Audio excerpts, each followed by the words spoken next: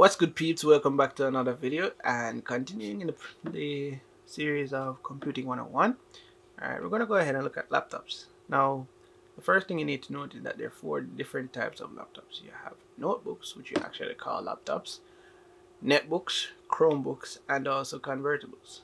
Now, they may vary in terms of size and so forth, right? And they may also vary in terms of power and all of those little things because you get what you pay for in the long run, right? But here's one thing you need to note: the screen size. Yes, one of the main things that normally help to determine the type of internals, which we'll talk about in another video, in a particular laptop is the size of the monitor because for one that also determines the size of the body of the laptop, right? So like for notebooks, for example, you normally get notebooks ranging from 11 inches to 17 inches. However, on an average, you normally see persons with like the 13 inch or the 15.6 inch, that nice like a rounded average type of thing. And so you can normally squeeze a lot of good quality out of those notebooks. Netbooks, on the other hand, are normally smaller. They range from 7 inches to 13 inches. The thing about netbooks, however, is that they're supposed to really and truly be used for internet based stuff. And in essence, that's what they were used for because you don't really see them much these days in Jamaica too tough. Right? However, you may see Chromebooks. I'll explain that one shortly.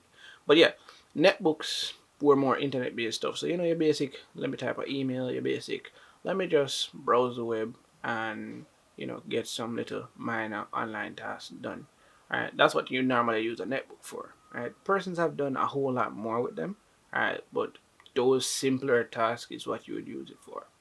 Now, as I was saying a while ago, the Chromebook is normally what persons are seeing most these days. These range from 11 inches to about 15 inches, so you'd get them probably around the same size as a notebook. The difference is that for one, they don't run the Windows operating systems. Some can with a bit of a workaround, but for the most part, you find them running the Chrome operating system. And this is a more internet based operating system in the sense that because it uses your Google account for one, right, you store a lot of things most times in the cloud and you can retrieve them easier um, on any other device basically, as long as you have access to the internet and so forth.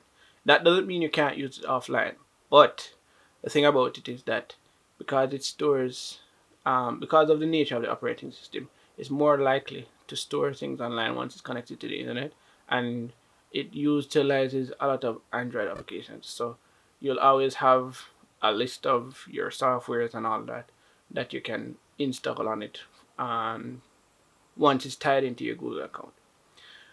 Convertibles, on the other hand, these normally range between 13 to 15 inches, and they're similar to notebooks, except that you have the capability of literally turning them inside out. All right, that's in some cases. Most cases, you might have them just go in what they call tent mode. But the thing about it, nonetheless, is that you can still get powerful quote unquote convertibles, right? And there's also the two-in-one aspect to them for some, nonetheless. All right, you should be seeing some visual representations as I'm talking. So, if anything, you should get a clear idea. So, for example, for a two-in-one, you would normally have like a Surface Book 3. Don't quote me exactly on that, but I'll correct myself on screen. And so, in that case, it's detachable. All right, so you can actually separate the screen and utilize it like a tablet, and most of the components would be behind the screen. And so, yeah, that's basically the difference in terms of laptops and all that. All right, the next contributing factor, as I mentioned, would be the internal components of the device. So we're going to look at internals in another video. And so if you haven't been subscribed yet, subscribe, like the video, share the video for somebody who just wants a little insight on laptops and so forth.